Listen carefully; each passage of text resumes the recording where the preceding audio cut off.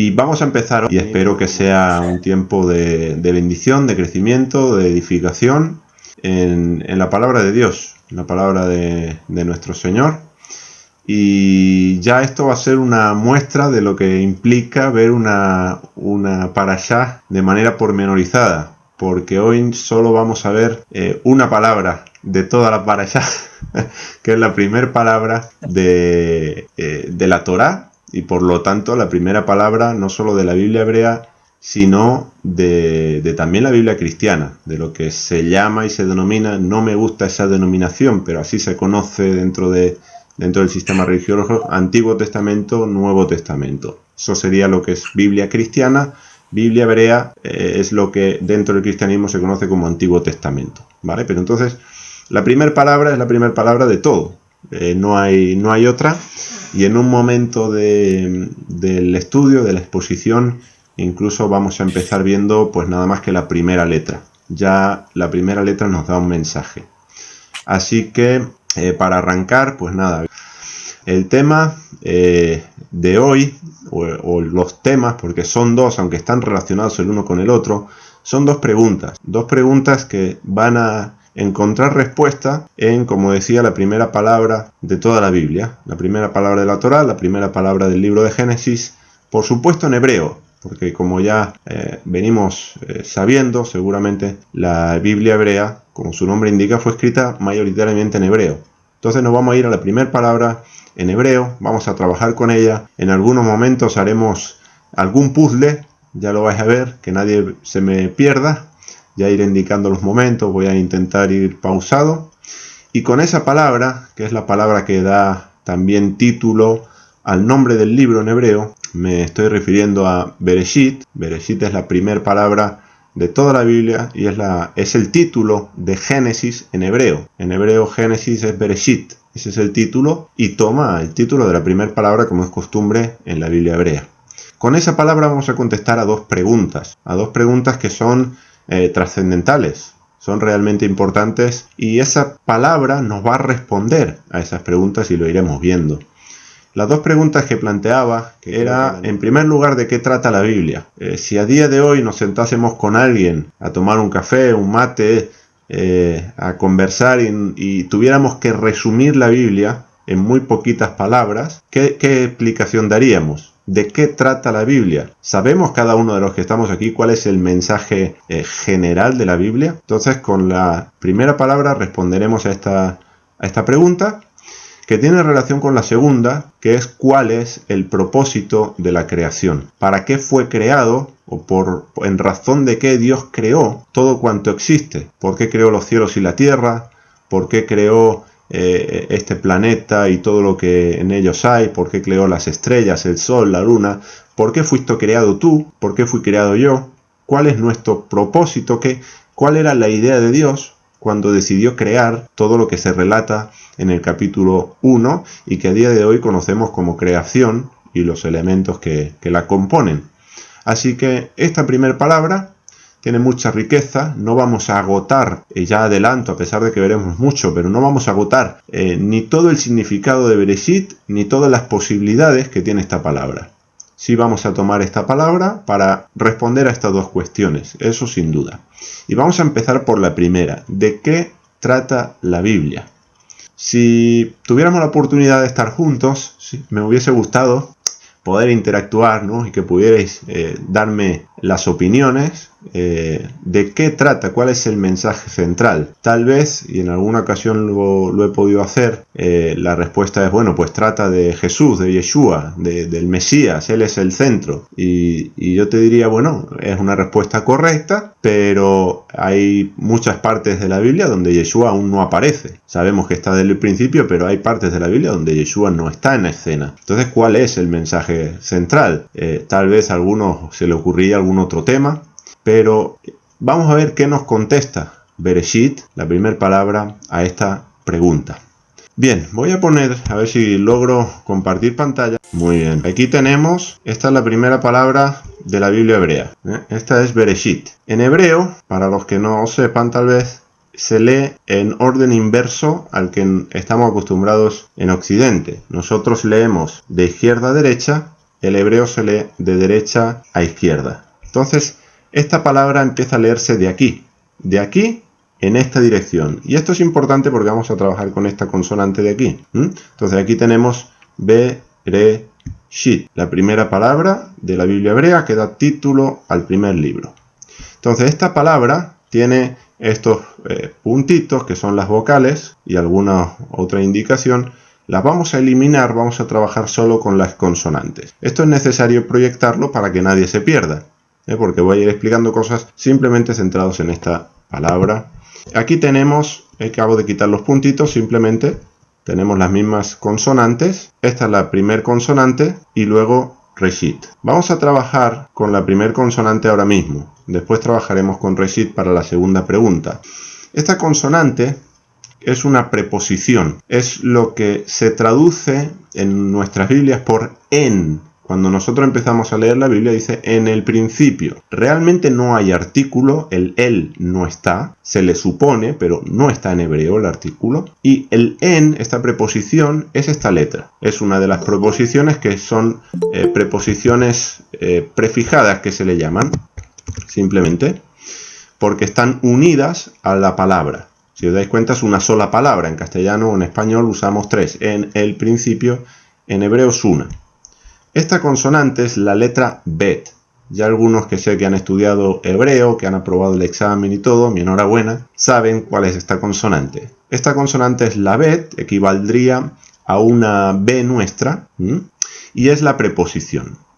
Esta letra, además, tiene pues dos enseñanzas. La primera nos la da con su forma y la segunda nos la da con su significado. Porque, como vamos a ver en hebreo, cada una de las letras hebreas tiene un significado por el origen de este alfabeto, donde al principio en el lenguaje escrito, en la comunicación escrita, se usaban lo que se conoce como pictogramas, que eran dibujos, eran representaciones gráficas del concepto que querían trasladar. Entonces la letra B tiene un significado que en este caso es casa. ¿Por qué? Porque el pictograma que da origen a esta consonante era una casa. Entonces la letra B significa eso, casa. De hecho la palabra casa en hebreo, algunos dicen bait, otros beit, bayit. La palabra casa en hebreo en definitiva empieza por esta letra, por la letra Bet. Y ese es el significado de esta letra y nos va a dar también una enseñanza. La primera nos la da con la forma, es lo primero que quiero que veamos. Esta letra, que significa casa, vamos a imaginar que nosotros estamos dentro de la casa. Nos situamos en este punto de la casa, dentro. ¿Bien? Una vez dentro de la casa, si nos damos cuenta, solo hay una apertura que está en esta dirección. ¿Bien? No tenemos posibilidad de ir hacia arriba, no tenemos posibilidad de ir hacia abajo, ni tenemos posibilidad de ir hacia atrás. Recordemos, leemos de derecha a izquierda. Por lo tanto, tenemos una pared que es como un callejón sin salida, la letra B. Si nos situamos dentro de esa consonante, la única manera de avanzar es en esta dirección. Y esta dirección es lo que luego vendrá, que es esta palabra, Reshit. Por lo tanto, si queremos avanzar en el conocimiento de la revelación de Dios, la única dirección que podemos tomar es la que nos indica la letra Bet, que es la dirección a lo revelado, a lo que está escrito. No podemos saber lo que hay más allá de Bet, no nos lo permite la letra. Y de alguna manera, y ahora voy a leer una cita de Génesis Rabá, que es un comentario a nivel midrásico al libro del Génesis. Voy a leer qué dijo un rabino acerca de esta letra que tiene que ver con esto, de no ir más allá de lo que Bet permite, y que esa es una de las razones, no la única, pero una de las razones por la cual la Torá, la palabra de Dios, empieza con esta consonante, para que tú y yo prestemos atención a lo que ha sido revelado, que no es otra cosa que saber de qué trata la Biblia, cuál es su mensaje. Por lo tanto, tengo que prestar atención a lo que está escrito y no salirme de eso ni a izquierda ni a derecha, como también Dios advierte en su palabra, sino que nos ciñamos a lo que Él ha dicho, a lo que está escrito. Voy a leer, si me permitís, esta cita textualmente de este comentario que decía, de Rabí Yonah, que dijo en nombre de Rabí Leví cuando preguntó por qué el mundo fue creado con Bet, con esta letra, con esta consonante hebrea. Como la Bet está cerrada por los lados y abierta por delante, de igual modo no se te permite indagar lo que hay arriba y lo que hay debajo, lo que está delante y lo que está detrás. Bar Kappara dijo, Ea, pregunta los días antiguos que te han precedido, desde el día en que Dios creó al hombre sobre la tierra. Está citando Deuteronomio 4:32. Desde el día en que fueron creados los días, tú puedes indagar, pero tú no puedes indagar antes de eso. Desde un extremo al otro del cielo, tú puedes investigar, pero no puedes investigar más allá de eso. Rabí Yehuda ben Pasi disertó sobre el relato de la creación de acuerdo con esta interpretación de Bar Kappara. Pero esto que he citado de Génesis Rabá, también hay otra cita donde se habla de algo parecido, donde dice que, por ejemplo, la Torá conoce qué había antes de la creación del mundo, pero tú, no es asunto tuyo indagar, sino desde que el hombre fue puesto sobre la tierra. Así que, y esto es importante saberlo, porque a veces tenemos la tendencia a preguntarnos cosas que están fuera de lo revelado, fuera de los límites de Bet. Preguntamos por los cielos, preguntamos por los ángeles, por cómo funciona el mundo celestial, cuántos ángeles hay, cómo fue la rebelión de Satanás, y empezamos a elucubrar cuestiones que no están reveladas. También nos ponemos a pensar, bueno, ¿cómo es Dios? ¿Cómo funciona Dios en su fuero interno? Y si te fijas, la letra que viene justo antes de Bet es la Aleph. Es la primera letra del alefato, equivalente a nuestra A. Y la Aleph es la letra que tiene que ver con Dios. Fíjate que antes de Bet está Aleph. Y Bet, por esta pared que tiene aquí, como podéis ver, no te permite que tú preguntes por Aleph, fuera de lo que está escrito, fuera de lo que está revelado. Y a veces nos perdemos en intentar explicar a Dios más allá de los términos que Él ha dicho y ha revelado para nosotros. Dios es mucho mayor, no tiene comparación, es único, más allá de lo que está escrito. Lo que está escrito es lo que Él ha querido revelar de sí mismo. Pero en ocasiones nos perdemos pensando en cómo será Dios, de qué manera hace, de qué manera deshace, cómo era antes de la creación, pero bueno, si Dios es eterno, ¿quién lo creó? Bueno, la Biblia no contesta estas cosas y no avanzamos mientras estamos andando en esto. A veces también hacia abajo, ved que tenemos los infiernos, el reino de los muertos, el Hades, el Seol, si el alma, si vivimos, si no vivimos. Y nos perdemos a veces en cuestiones que no están reveladas en la palabra. ¿Y eso qué provoca? ¿Provoca avance en nuestras vidas o provoca estancamiento? Y por tanto también retroceso. Porque mientras no avanzamos es tiempo que estamos parados, es tiempo que estamos yendo para atrás en lugar de para adelante. Entonces la letra Bet, como hemos leído, y no solo lo vemos en estas citas, ahora voy a leer un texto en Deuteronomio, y me gustaría que me acompañéis, Deuteronomio 29:29, ya Moisés nos está diciendo, y le está diciendo a nuestro pueblo, que esta función de la letra Bet. Vamos a ir a la cita y la leemos. Deuteronomio 29:29.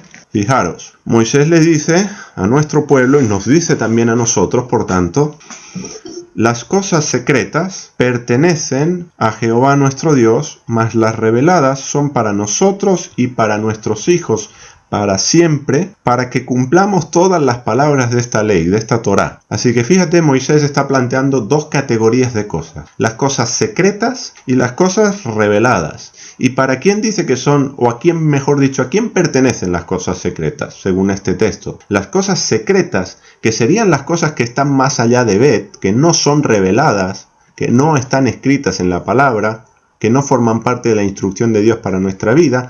Estas cosas, las que están a lo alto de Bet, hacia atrás de Bet y hacia abajo, le pertenecen a Dios, le pertenecen a Dios. Luego, si tú tomas algo que no te pertenece, que no es tuyo, que es de otra persona, y lo tomas sin permiso, ¿qué estás haciendo? Estás hurtando, estás robando, ¿verdad? Te estás llevando algo que no es tuyo sin el permiso de la otra persona. Bien, si las cosas secretas le pertenecen a Dios y nosotros nos metemos en las cosas secretas y echamos mano de las cosas secretas, ¿qué estamos haciendo? De alguna manera le estamos robando aquello que le pertenece a Dios. Dios no nos lo ha dado. Eso es para Él, se lo ha reservado y tiene todo el derecho del mundo de hacerlo. Entonces las cosas secretas le pertenecen a Él. Dejémoselas a Él. No entremos en misterios, en cábalas, en teorías. Pablo advierte, no le dice, creo que es a Timoteo, no te metas en huecas filosofías. No pierdas el tiempo ahí. Eso déjalo. Entonces hagamos caso a la instrucción de Dios, también la que nos da aquí. ¿Por qué? Porque las cosas secretas le pertenecen a Él, pero la segunda categoría de cosas, que son las cosas reveladas, que es su palabra, eso sí nos lo da a nosotros. Eso es un regalo del Padre para nuestro pueblo, la Torá. Recuerdo el Salmo 119 que dice, en tu misericordia concédeme tu ley. Que Dios nos haya dado su Torá, su palabra, su instrucción, es parte de su misericordia hacia tu vida y hacia mi vida. Es un regalo. Luego recibámoslo como tal, recibamos lo que está escrito en la palabra de Dios, porque eso sí es para nosotros y no solo para nosotros, también es para nuestros hijos. Y aquellos que tal vez sois abuelos aquí presentes, para vuestros nietos, porque tarea es de los abuelos instruir a los nietos, igual que tarea de los papás y las mamás instruir a los hijos. ¿Por qué? Porque esas cosas escritas que Dios el Padre nos ha dado a nosotros es para que cumplamos, para que obedezcamos. Las cosas secretas, tomar tiempo en las cosas secretas, no nos lleva a la obediencia, no nos lleva a la santidad, no nos lleva a servir a nuestro Rey. Al contrario, muchas veces lo que trae son discusiones, son problemas, son disensiones, son peleas, y Dios no quiere eso para su pueblo. Entonces atendamos a lo que está escrito, que bastante es. Tenemos una buena colección de libros, 66 libros, para invertir tiempo en estudiar, en escudriñar la palabra, en conocer la palabra de Dios, para obedecer a Dios, para servirle de todo corazón con alegría, tanto nosotros como nuestros hijos, nuestra familia. Que Dios nos conceda familias completas para Él, para su pueblo, para su reino y para su gloria. Así que la primera lección de la letra Bet, y por lo tanto ya nos va contestando a esa pregunta de qué trata la Biblia, y vamos a contestarla a continuación. Primera lección nos la da con su forma. Es una casa y si nos situamos dentro, la única manera de avanzar es en dirección a lo revelado. Por lo tanto, prestemos atención a lo que está escrito. Esta es la primera lección de la letra Bet. La segunda, ¿qué está escrito? Ya está escrito Bet. ¿Y qué significa Bet? Como hemos dicho, Bet significa casa. Bet significa casa. Y por lo tanto, con ese significado de esa consonante, ya nos está diciendo de qué trata la Biblia.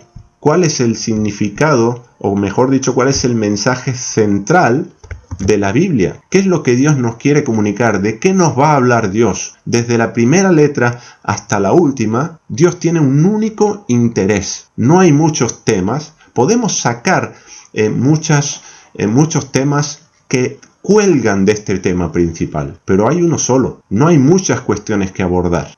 Y el tema de la Biblia es justamente el significado de esta consonante, casa. Dios nos va a hablar de su casa. La única preocupación, o preocupación no sería tal vez la palabra, pero el interés primordial de Dios es revelarnos su casa. Ya desde esta letra, desde el significado de la letra Bet, primera letra de Bereshit, primera letra de la Torá, primera letra de toda la Biblia, que significa casa, ya te está diciendo Dios desde el principio qué vas a encontrar en el resto de la Biblia. Dios no te va a hablar otra cosa de su casa. Y ahí lo va a hacer de diferentes maneras, va a utilizar sinónimos, pero pensemos que es la casa de un Dios, es un santuario. Luego Dios te va a hablar de su templo, de su tabernáculo. Cuando se construye el tabernáculo o se ordena, mejor dicho, la construcción del tabernáculo en el libro de Éxodo, Shemot, ahí está la casa de Dios, una sombra de la que está en los cielos. Hay un tabernáculo celestial. Moisés le ha mostrado el modelo en el monte y lo construye conforme al modelo que ha visto. Es una sombra, pero ya hay una casa celestial que es el tabernáculo de Dios en los cielos. Este tema de la casa empieza aquí en la letra Bet, pero lo ves, por ejemplo, en Génesis cuando Jacob llega a un lugar que se llamaba Luz, que él lo va a bautizar como Bet-El. En hebreo Bet-El es casa de él, que es donde Jacob tiene esa visión que ve ángeles que suben por una escalera y ángeles que bajan y a Dios en lo alto, y cuando despierta después de la revelación que ha tenido de parte de Dios, dice: este lugar es terrible, no es otra cosa que casa de Dios y puerta del cielo. Y allí la piedra que había puesto por cabecera la unge y llama a ese lugar Betel. A ese lugar lo llama casa de Dios, casa de Él. Y ahí, desde ahí en adelante, sigue el tema de la casa de Dios, el tabernáculo como he citado. Luego llegaremos al templo de Salomón. Hay que ver también, y no olvidemos, el deseo de Dios de habitar en medio de su pueblo que está desde el principio, el pueblo como casa de Dios. Y esto es una imagen que tenemos muy presente en los escritos de los apóstoles y discípulos, los llamados escritos que componen el cuerpo de textos del llamado Nuevo Testamento. Ahí tenemos muy claro que somos el cuerpo, el templo del Espíritu de Dios. Se dice, ¿verdad?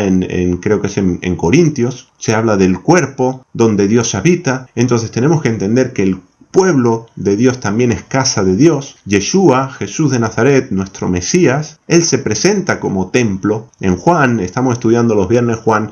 Juan es tremendo este evangelio para ver a Jesús como casa de Dios, precisamente. En Juan 1, seguramente ya lo sabéis alguno de vosotros, dice que el verbo se hizo carne y habitó entre nosotros, y el verbo habitar ahí es tabernaculizar. Dios, por medio de Yeshua, tabernaculizó en medio de su pueblo de la misma manera que tabernaculizó en el desierto con su pueblo cuando lo sacó de Egipto. Ahí estaba la presencia de Dios morando en medio de su pueblo. Y esto lo vemos cuando llegamos al último libro de la Revelación, Apocalipsis. ¿Qué tenemos en la Nueva Jerusalén? En la Nueva Jerusalén ya no hay templo. ¿Por qué? Porque Dios y el Cordero están habitando con su pueblo, que es el deseo. No hay otro deseo de Dios. Luego todo lo demás, a un Yeshua, a un Jesús, siendo tan central como es, pero Él nos dice que es el Hijo, el edificador de esa casa. Él es la piedra fundamental, la piedra del ángulo, donde el Padre edifica la casa, pero aún Yeshua forma parte, y ahora vamos a ir viendo más al respecto, de la casa. No hay otro tema en la Biblia, no hay otro tema. Todo lo demás tiene relación con la casa de Dios. Hemos dicho santuario, pensemos en otro sinónimo para casa de Dios, que sería el reino de Dios, la esfera donde Dios gobierna, donde Dios manda. Yo no sé si en Argentina se usa, en España usamos la frase, el dicho, que mientras vivas bajo mi techo harás lo que yo mando. Eso para algunos padres con sus hijos, así lo dicen. Está bajo mi techo, va a hacer lo que yo mando porque es mi casa, yo mando en mi casa. De alguna manera Dios también manda en su casa. Y su casa no solo su pueblo, no solo es el Mesías, su casa, la esfera de gobierno de Dios, eso se entiende como reino. Por lo tanto, cuando hablamos de casa de Dios, no solo pensemos en algunas facetas de lo que implica una casa. Una casa para un rey, pues es una esfera de gobierno, es donde él manda, va más allá de 4 paredes. Por lo tanto, hablamos de reino, hablamos de templo, hablamos de santuario, hablamos de pueblo. Todo esto son ideas que tienen que ver con la casa, la morada de Dios. Y esto no me voy a meter hoy, tal vez ya si hay oportunidad, pues sería fabuloso poder volver a compartir con vosotros, pero el mismo jardín de Edén es la casa de Dios, es la morada de Dios. No tenemos tiempo para entrar hoy ahí, pero toda la Biblia, si nos detuviéramos a ver, toda la Biblia tiene que ver con eso. La monarquía, por ejemplo, que a veces son partes que se creen como más históricas, más desconectadas de realidades espirituales, de lo que es el plan de Dios. Pero la monarquía de Israel tiene que ver con la construcción de la casa de Dios, en cómo se edifica, cómo Dios construye su reino, su casa. Entonces, toda la Biblia, de principio a fin, de tapa a tapa, tiene este único tema: la casa de Dios, el reino de Dios, el templo de Dios. No hay otro tema principal que estructure, que vertebre la Biblia de principio a final. Y esta enseñanza ya la tenemos desde la primera letra de la Torá, desde la primera letra de la Biblia, la letra Bet. Ya Dios nos da el mensaje. ¿De qué nos va a hablar? De su casa, de su casa. Y si prestamos atención a lo revelado, prestamos atención a lo que Él ha mostrado de su casa. Y esto lo vamos viendo con la siguiente palabra, porque como he dicho son 2 palabras en una, Bet, Reshit, la preposición Bet, y luego tenemos Reshit, que es lo que se traduce por principio en nuestra Biblias, creo que no hay otra traducción. Al comienzo, en algunas traducciones sí he visto, al comienzo de crear Dios los cielos y la tierra. Tal vez hayáis visto esa traducción, pero básicamente es lo que se traduce por principio. Y es, voy a quitar ahora la letra Bet, y es Reshit. Si pusiéramos aquí las vocales, así se leería, Reshit. Bien, entonces prestamos atención a lo revelado, prestamos atención a lo que viene después, Reshit, que nos habla y tiene relación con la casa de Dios. Tiene relación con la casa de Dios. Y voy a dejar ahora de compartir por un momentito y después volvemos a Reshit. Y así os voy viendo también. Volveremos a Reshit a compartir pantalla. Pero si prestamos atención a lo revelado, lo siguiente que nos encontramos es Reshit. Reshit tiene que ver con la casa de Dios. Nos va a explicar de alguna manera qué compone la casa y cuál es la relación entre los elementos que la componen. Y vamos a ir viendo esto. Pero a la vez también nos muestra de alguna forma el propósito de la creación. Que es esa segunda pregunta que tenemos que proponía hoy para el estudio de hoy, poder contestar y poder ver en detalle. ¿Para qué? O mejor dicho, ¿por qué creó Dios? ¿Cuál fue la razón por la que Dios creó los cielos y la tierra y todo su ejército, todo su orden, todo su cosmos, que es la palabra que se utilizará en griego cuando se llegue a Génesis, creo que es 1.31. Ahí utiliza en griego la palabra cosmos, orden, ese ordenamiento. Bien, cuando leemos principio, es una traducción correcta. Por favor, nadie queme su Biblia, nadie queme su traducción por leer en el principio. Es una buena traducción, pero ocurre algo que es algo que ocurre a menudo en las traducciones que se hacen del idioma hebreo. Tal vez en algún otro idioma, pero yo conozco en este caso el idioma hebreo y puedo decir que eso pasa a menudo. El idioma hebreo es un idioma donde algunas de sus palabras son polisémicas. ¿Esto qué quiere decir? Quiere decir que una misma palabra tiene más de un significado posible. Claro, eso ya es tarea del traductor de decidir una acepción en lugar de otra. Pero la palabra hebrea puede reunir más de una acepción, más de un significado posible. En hebreo están contemplados todos, pero cuando se traduce y se escoge un significado, se dejan fuera los demás y por lo tanto no se percibe toda la plenitud de esa palabra en hebreo. Y esto es algo que pasa con Reshit. ¿Reshit se traduce por principio? Sí, pero ¿se traduce solo por principio? ¿Significa solo principio? No, significa muchas más cosas. Y vamos a ver algunas de ellas. La palabra Reshit, además de principio, también significa primicias. Se puede traducir por primicias. Se puede traducir o está en la idea, mejor dicho que traducir en este caso, la idea del primogénito asociada al Reshit. Y ahora explicaré por qué. ¿Qué es el Reshit en su idea general? Y que trasladaría mejor el sentido que la palabra principio. Porque cuando hablamos de principio, nos colocamos en una temporalidad y ya pensamos en el principio y nos vamos, es una cuestión de tiempo y decimos, ¿ves? ¿En el principio de qué? ¿Pero cuál principio? No, el principio de todo, cuando solo estaba Dios. Pero si leyéramos bien el texto, Génesis 1, nos daríamos cuenta que ya hay cosas que están ahí, tales como la tierra, tales como la oscuridad, tales como el abismo, tales como el Ruach. Todo eso ya está presente en las aguas. No se narra en Génesis 1 la creación de esos elementos. Ya están. Entonces, ¿a qué principio nos estamos refiriendo si hablamos a nivel temporal? Así que, principio, ¿se puede traducir? ¿Está bien? Sí. Por favor, quedaros con la Biblia que tenéis. Pero no abarca y no contempla la plenitud del significado de esta palabra Reshit. Entonces, como digo, están primicias, los primogénitos están asociados a esto porque son el Reshit del vigor. Yo no sé si habéis escuchado, suena esta frase de algún texto bíblico donde se habla que los primogénitos son el principio del vigor. Y principio ahí es Reshit, y hay otras palabras, y por lo tanto, cuando hablamos en Génesis 1, ¿se podría traducir Génesis 1.1 por en primicias creó Dios los cielos y la tierra? Claro, y ya no estaríamos hablando de una cuestión de el principio como hay que irse muy para atrás, sino que estaríamos hablando de una época del año, primicias, cuando se traía la ofrenda de primicias, la gavilla al Padre, en la cosecha. Entonces, ¿Dios creó el mundo en este tiempo? Bueno, esa traducción lo contempla. Esto solo lo menciono, no vamos a entrar ahí, pero solo lo menciono para que veamos el abanico de posibilidades que ofrece Bereshit. La primera palabra. Reshit también tenemos que la sabiduría es el principio del temor a Jehová, lo tenemos en el Salmo 110. Luego, la sabiduría es Reshit, y por lo tanto podemos traducir que con sabiduría creó Dios los cielos y la tierra, por supuesto. Iremos metiéndonos, por lo tanto, Reshit contempla muchas, es un abanico, y por eso he dicho que no vamos a agotar el significado de Bereshit, pero sí vamos a ir encaminándonos a las preguntas que planteaba en un inicio y ver cuál es el propósito de la creación. Entonces, ¿por qué fue creado todo esto? ¿Y de qué manera nos contesta Reshit a esta pregunta?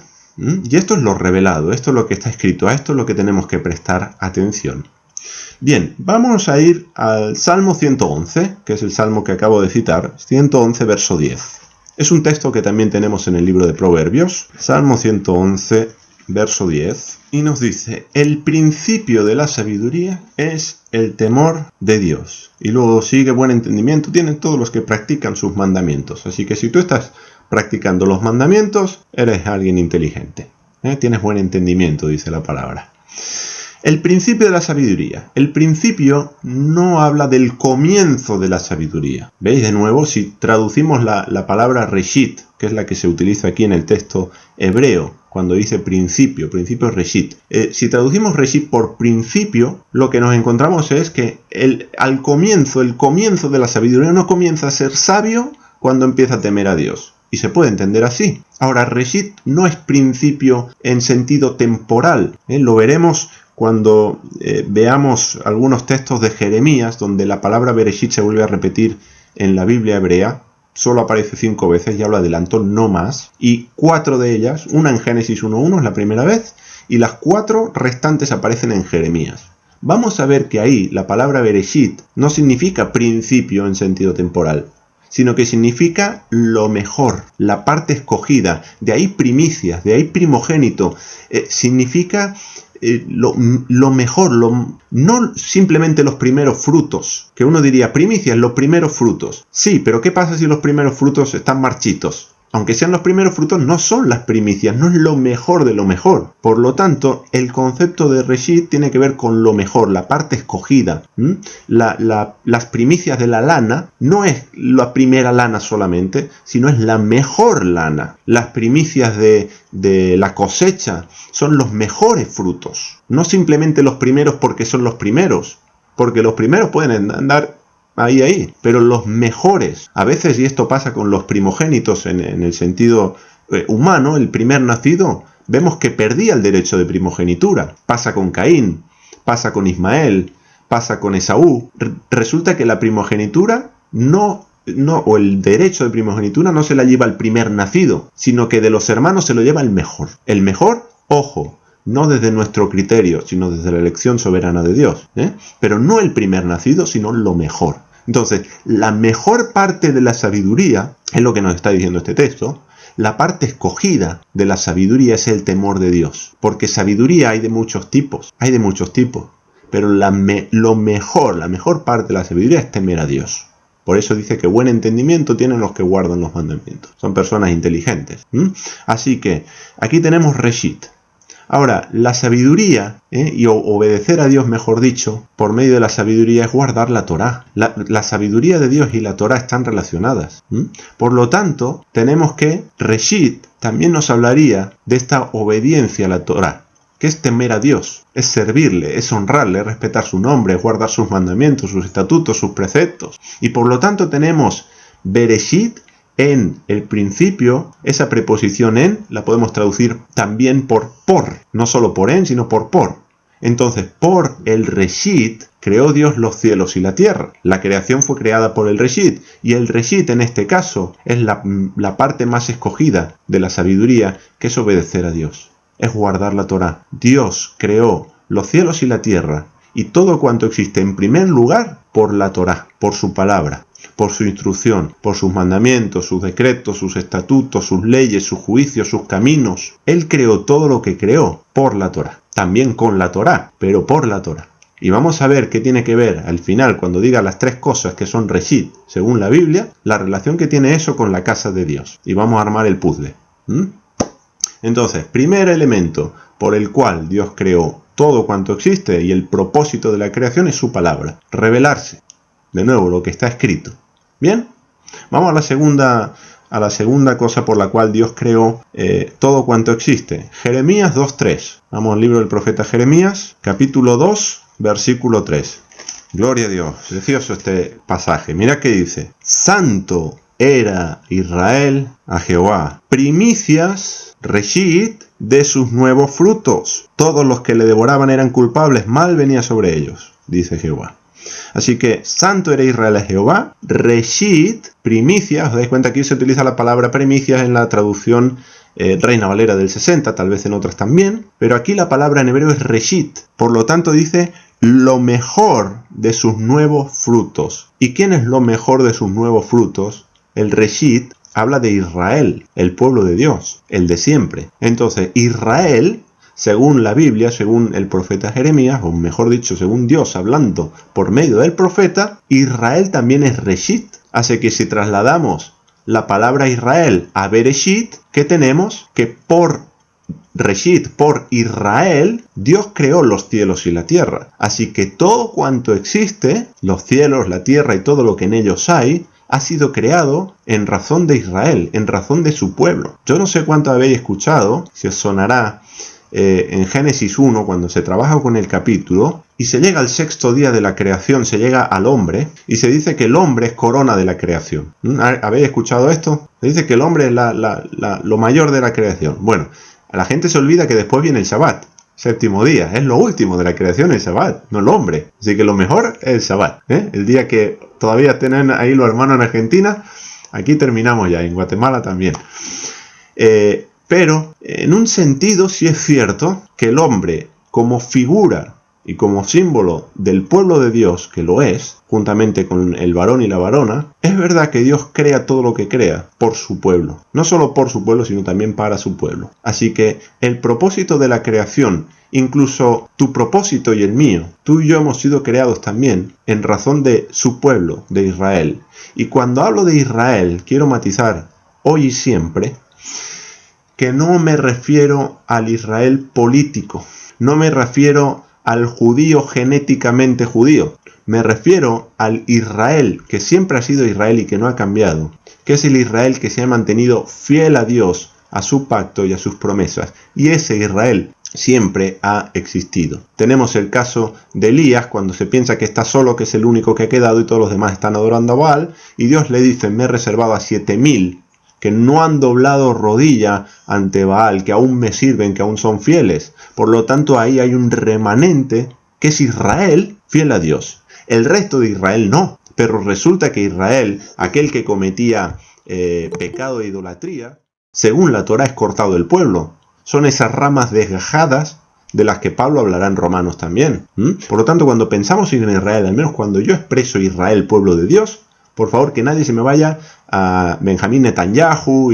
Vamos a dejar a todo esto. Pensemos en el Israel que siempre ha sido fiel a Dios, que es su pueblo, que sí son genéticamente tribus de Israel, pero no solamente manda la genética, sino que por encima de la genética está su fe, porque eso es lo que determina estar en pacto con Dios o no. La fe, la emuná, la fidelidad a Dios. Y siempre ha habido fieles a Dios. Ahí tenéis el Nuevo Testamento, Zacarías, su mujer, papás de Juan el Bautista, ellos eran fieles a Dios. Tienes ahí una Miriam, una María, mamá de Yeshua, fiel a Dios. Yeshua, Jesús, es Israel, quien, como él, no ha sido fiel a Dios. Todos sus seguidores, Israel, fieles a Dios, no rechazaron al Mesías. Y así podríamos continuar. Por lo tanto, cuando hablamos de Israel, el Reshit, hablamos de este Israel. Y en razón de este Israel, Dios ha creado todo cuanto existe, su pueblo. Así que ya tenemos la Torá, tenemos Israel, pueblo de Dios. Segunda cosa por la cual Dios ha creado todo cuanto existe. También tú y yo hemos sido creados por esto. Y nos vamos a la tercera cosa. o mejor dicho, la tercera persona. Vamos a ir Colosenses capítulo 1, versículos 15, 18 y luego iremos a Apocalipsis. ¿Cómo da de sí la palabra de Dios? No nos hemos movido de la primera palabra de la Biblia. Imaginaros, esto ya no va a ser para los hermanos de Argentina, la próxima vez será un ciclo a 6 años o a 7 años. Hasta el Yobel van a hacer la para allá. Bueno, vámonos a Colosenses 1. Colosenses 1, versículo 15. Es un texto conocido, pero lo vamos a relacionar con esto que estamos viendo, con el Reshit. Fijaros lo que dice Pablo, quien escribió, o al menos mandó escribir esta carta. Dice el versículo 15, hablando de Yeshua, y ahí por favor sí seamos respetuosos con los términos que utiliza la Biblia, no vayamos más allá de Bet, quedémonos con Bet, lo revelado, que dice, Él es la imagen del Dios invisible, igual que Adán era la imagen de Dios. Adán también era la imagen de Dios. ¿Qué significa la imagen de Dios? Porque Adán, el primer hombre, también era la imagen de Dios. Hagamos al hombre a nuestra imagen, dice Dios. Así que tenemos que entender la imagen de Jesús como la imagen de Adán. Pablo lo compara, creo que es en Romanos 5, si no recuerdo mal, el primer Adán y el postrer Adán, el último Adán. Así que entendamos a Yeshua en los términos que lo expresa la Escritura. Dice, Él es la imagen del Dios invisible, el primogénito de toda la creación. Dice, porque en Él fueron creadas todas las cosas, las que hay en los cielos, las que hay en la tierra, visibles e invisibles, sean tronos, dominios, principados, potestades. Todo fue creado de Él y para Él. Y Él es antes de todas las cosas y todas las cosas en Él subsisten. Él es la cabeza del cuerpo, que es la asamblea. Él que es el principio, el Reshit. Ahí tendríamos la idea en hebreo, aunque esto está escrito en griego. Pero ahí tendrías la palabra o la idea hebrea de Reshit. Él es el Reshit, el primogénito de entre los muertos, para que en todo tenga la preeminencia, y continúa hablando acerca de Yeshua, de Jesús. Luego nos dice que Jesús, que Yeshua, es el Reshit, y que por Él fue creado todo. Por Él fue creado todo. Lo mismo nos dice, tenemos en Apocalipsis, último libro de la Biblia, capítulo 1, versículo 5, porque nos dice que de Jesucristo, de Jesús el Cristo, Jesús el Mesías, el testigo fiel, el primogénito, en este caso de los muertos, y el soberano de los reyes de la tierra. Él es el que nos amó, nos lavó, Él es el primogénito. Él es el que tiene el derecho de primogenitura, por tanto, y en este sentido, Reshit, Yeshua, Jesús de Nazaret también es Reshit. Así que todo fue creado en el principio, en Reshit, creó Dios, o por el Reshit, para el Reshit, creó Dios los cielos y la tierra. Y también Reshit es Jesús. Tenemos la Torá, su pueblo y el Mesías, el rey, porque no hay pueblo sin rey, al menos no en el caso del pueblo de Dios.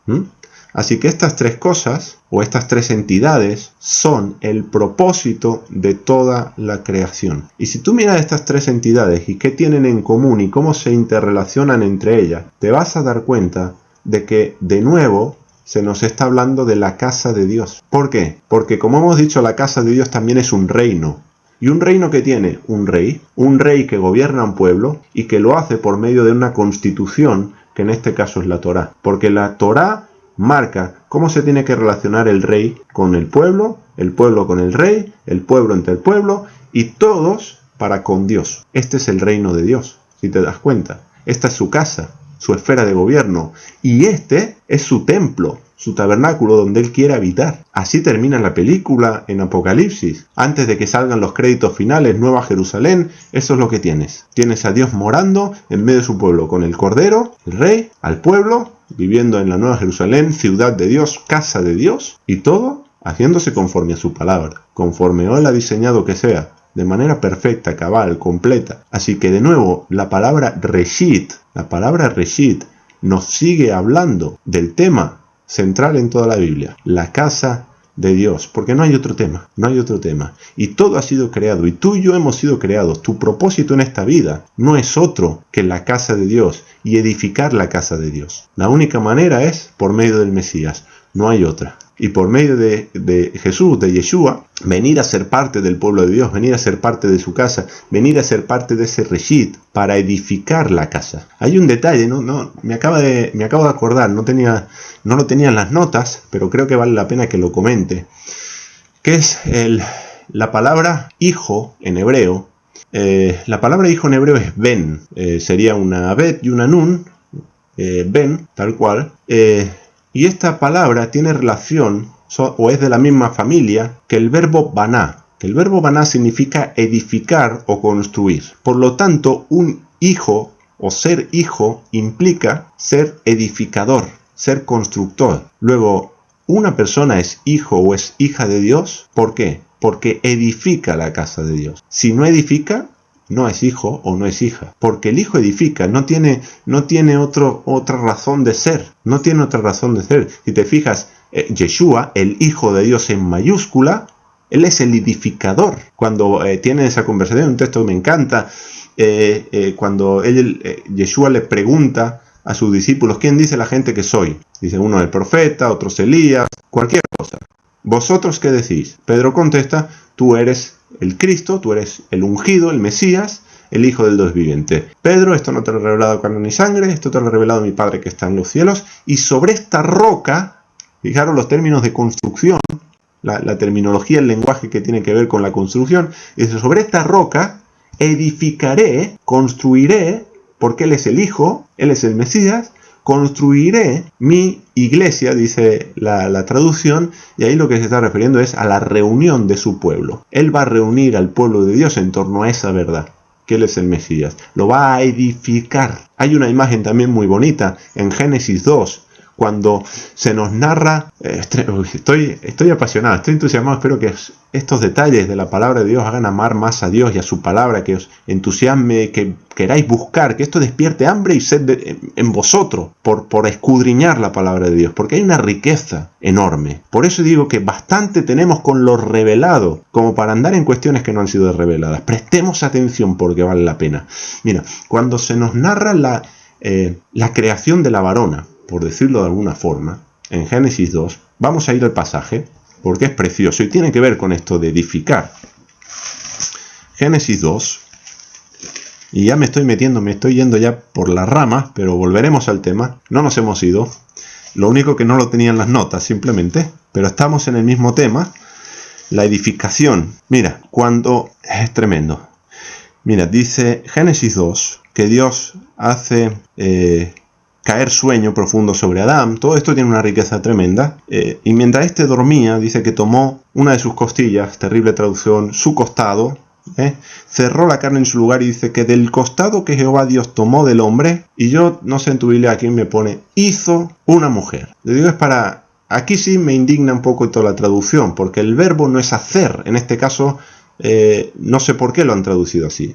El verbo hacer es asá en hebreo, y aquí no se emplea ese verbo. Aquí el verbo que se emplea es baná, que es edificó, construyó. Por lo tanto, lo que la Torá dice literalmente es que Dios tomó, del costado que Dios tomó del hombre, edificó una mujer y la trajo al hombre. Esto es lo que dice el texto hebreo. Edificó a la varona. Y si tú tomas a la varona, como nos va a decir luego el apóstol Pablo en la carta a los Efesios, como una sombra, una figura de la eclesía, de la reunión del pueblo de Dios, de la esposa, ¿qué está haciendo Dios en Génesis 2? Edificar a la esposa. De la misma manera que la eclesía, la reunión de su pueblo, es edificada por el Mesías y en el Mesías. Y la esposa no es otra cosa que la casa de Dios. De nuevo nos conecta, toda la Biblia está conectada a Apocalipsis. Y vi descender del cielo una ciudad. Y describe la ciudad como una esposa ataviada. La casa de Dios es la esposa.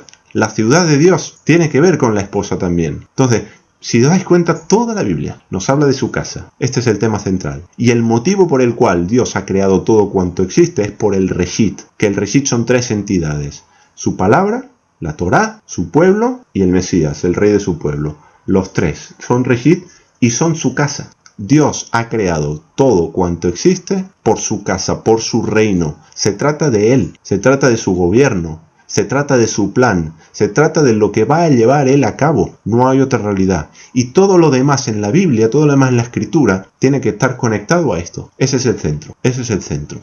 Y mientras vayamos vertebrando la Escritura con este tema, la casa de Dios, todo lo demás va a ir encajando.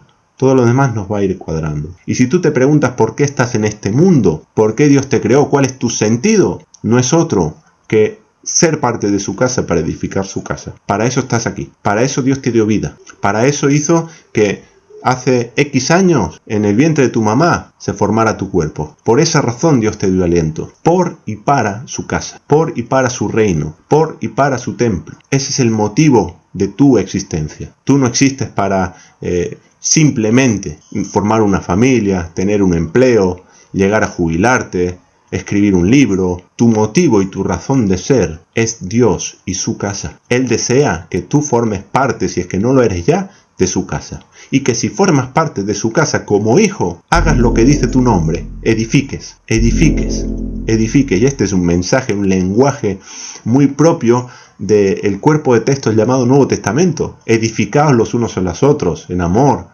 Sois piedras vivas, estáis edificados sobre el fundamento de los apóstoles sobre quién se edifican, sobre el Mesías, no hay otra piedra, no hay otro fundamento. Entonces tenemos que ir construyendo la casa de Dios sobre lo que Dios estableció, sobre sus cimientos. Y para ir, ya estamos, no sé cómo vamos de tiempo, estamos en recta final, vamos a hacer, para ver esto y para ver cómo Bereshit tiene que ver con el reino, tiene que ver con la casa de Dios. Para terminar, como para poner la guinda al pastel, vamos a hacer, voy a montar un puzzle con Bereshit y luego veremos dónde la palabra Bereshit vuelve a aparecer en la Biblia hebrea y el uso que tienen esos textos cuando vuelve a aparecer. Bien, y con eso estaríamos terminando. Voy a compartir pantalla de nuevo. Y armaremos un puzzle con Bereshit. Fijaros, aquí tenemos de nuevo, vamos a poner todo, la primera palabra, como hemos dicho, Bereshit. Recordemos, por si alguien se ha conectado después y aún no lo sabe, el hebreo se lee de derecha hacia izquierda, a la inversa de cómo leemos en Occidente. En el Occidente empezamos a leer en la izquierda, nos vamos hacia la derecha. En hebreo es al revés, empiezan en la derecha y terminan en la izquierda. Entonces, esta palabra, que no pido que nadie pretenda leer esto si no sabe hebreo, pero sí quedaros con la forma de las letras, eso lo podemos hacer. Entonces, de aquí para acá. Bien, voy a quitar los puntitos que serían las vocales, entonces nos quedamos con las consonantes. Bien, vamos a hacer lo que y esto tal vez, si es la primera vez que lo ves, digas, oye, ¿pero esto qué es? Bueno, ya le adelanto, que nadie se asuste, por favor. Es una, digamos, una regla de interpretación, pero no es una regla de interpretación occidental. Es una regla de interpretación judía. Los judíos tienen diferentes maneras de interpretar las escrituras a cómo se hace en Occidente. En Occidente, uno en un seminario le enseñan la hermenéutica, le enseñan la exégesis, le enseñan... Entonces, eso es cómo interpretar un texto bíblico y le dan una serie de normas a uno, de reglas, de parámetros, de patrones para interpretar la Biblia. En el judaísmo se utilizan otros patrones diferentes que no coinciden con los de Occidente, pero que tienen una riqueza tremenda cuando se utilizan bien. Y cuando sobre todo se utilizan no para, y esto no lo hago por una cuestión morbosa o para ver cábala, nada de eso, no, sino que esas normas de interpretación nos ayudan a reforzar lo que la escritura ya dice por sí sola. Si no existiera lo que vamos a ver ahora, ya hemos visto el tema, ya hemos visto que la primera palabra con su significado, o la letra Bet con su significado, nos está hablando de la casa, que desde el principio el tema de la Biblia es la casa de Dios. Hemos visto que es el Reshit, la relación que tiene. Es decir, ya por medio de la escritura el tema está sentado. Esto lo único que hace es confirmar lo que estamos viendo. Entonces, esta regla de interpretación que voy a aplicar ahora se llama notaricón. El notaricón consiste en tomar partes de la palabra para sacar nuevas palabras y nuevos significados a una palabra ya existente. En este caso es muy sencillo, fijaros, tenemos la bet por un lado, vamos a subir la bet, vamos a subirla aquí, esta es la letra bet, que es la preposición, ¿bien? Esta es la preposición. Luego tenemos una raíz, que es esta de aquí. La raíz es normalmente las tres consonantes que dan origen a la palabra, que en este caso son, perdón, que se me ha cogido la bet también, la bet la quiero dejar ahí arriba, y voy a bajar, si me deja, voy a bajar, estas tres letras son la raíz, la reish, la aleph, que es como una X, y la shin, que serían las tres radicales que dan origen a la palabra hebrea rosh, que significa cabeza. Entonces, en estas tres letras, por eso tenemos principio, porque la cabeza es el principio del cuerpo. Entonces, Bereshit en el principio. ¿Bien? Entonces, rosh, cabeza, se forma con estas tres consonantes.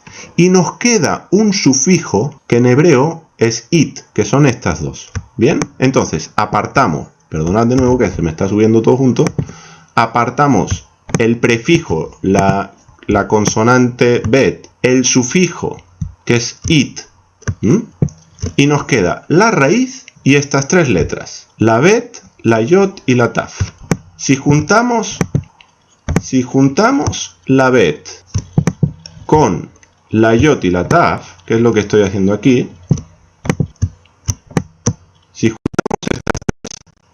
la bet, la yot y la taf, esta palabra, ¿sabéis cuál es en hebreo? Esta palabra es la palabra casa, bait. Bait o beit se escribe de esta forma. Luego tienes bait rosh, la casa del principal, la casa del cabeza. Esto es lo que tienes también en Bereshit, utilizando esta norma de interpretación judía. La casa del principal. ¿De qué habla la Biblia? Bereshit, letra bet, su significado, la casa. ¿La casa de quién?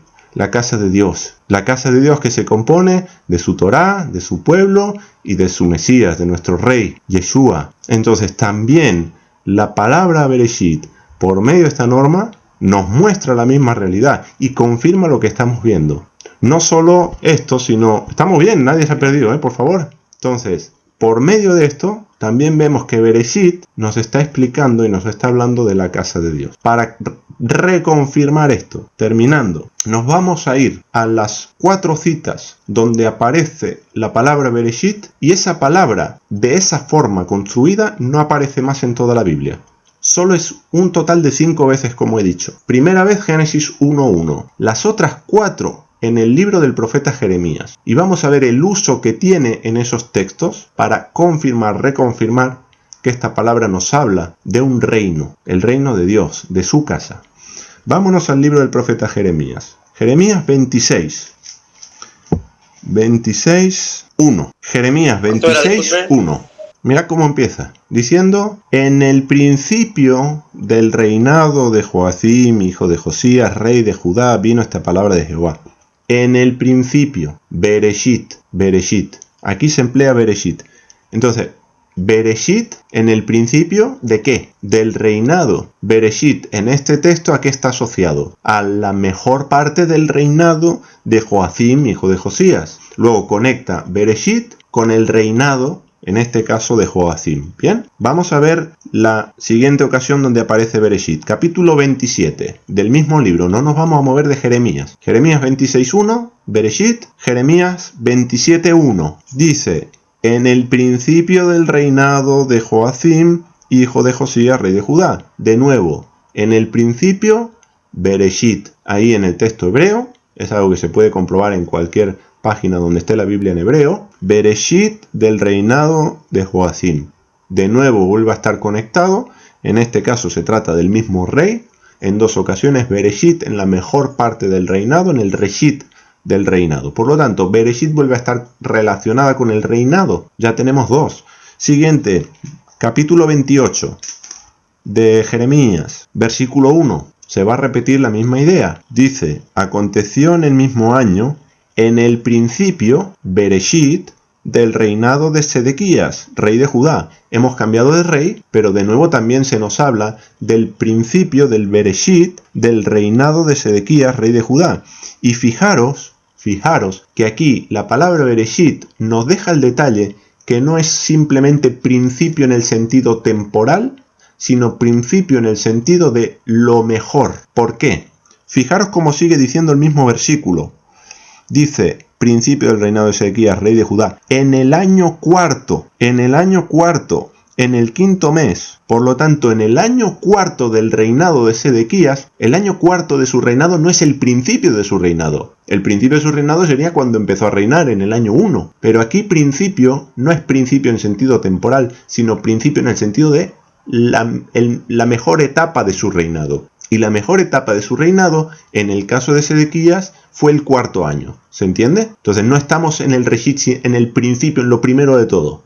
Estamos en lo mejor. Y de nuevo, Bereshit, tercera vez que aparece en el libro de Jeremías, tiene que ver con un reinado. En este caso, de Sedequías. Fijaros que estamos en Judá, reino del sur, Jerusalén. Todo esto también tiene conexión con Génesis 1, lo que Dios crea al principio. Hoy no tenemos tiempo. Vámonos a la cuarta ocasión donde aparece en el libro de Jeremías. Capítulo 49. Versículo 34, dice el texto: palabra de Jehová que vino al profeta Jeremías acerca de Elam en el principio, Bereshit, del reinado de Sedequías, rey de Judá, diciendo, y ahí viene la palabra de Jehová. Entonces, de nuevo, principio del reinado, Bereshit del reinado. Así que ya la palabra Bereshit no aparece más en la Biblia. Aparecerá una vez, creo que es en el libro del profeta Oseas, pero no construida de esta forma. Ahí ya cambia la proposición, creo que es una mem si mal no recuerdo, y por lo tanto dicen Mereshit, pero no Bereshit. Bereshit solo aparece 5 veces. 4, estas 4 que hemos visto en el libro de Jeremías, y una en el libro de Génesis, no más. Y de las 5, 4 tienen que ver con un reinado, con la mejor parte del reinado. ¿No será que después de lo que hemos visto, teniéndolo en cuenta, que también la quinta vez, la vez que aparece en Génesis, nos está hablando de el principio del reinado de Dios? Ahí lo dejo como pregunta. Simplemente, y por terminar, para concluir, recordar las 2 preguntas, valga la redundancia, que hemos abordado hoy. ¿De qué trata la Biblia? ¿Cuál es el tema central, el tema que vertebra la Escritura? La casa de Dios. ¿Cómo lo hemos visto? Por medio de la primera letra, la primera consonante de toda la Biblia. La Bet. La Bet, con su significado y con su forma, nos da 2 enseñanzas. Con su forma, que tenemos que prestar atención a lo revelado. Tenemos que prestar atención a lo que está escrito. No podemos ir más allá de Bet. Ni lo que está en lo alto, ni lo que está más atrás de Bet, ni lo que está abajo.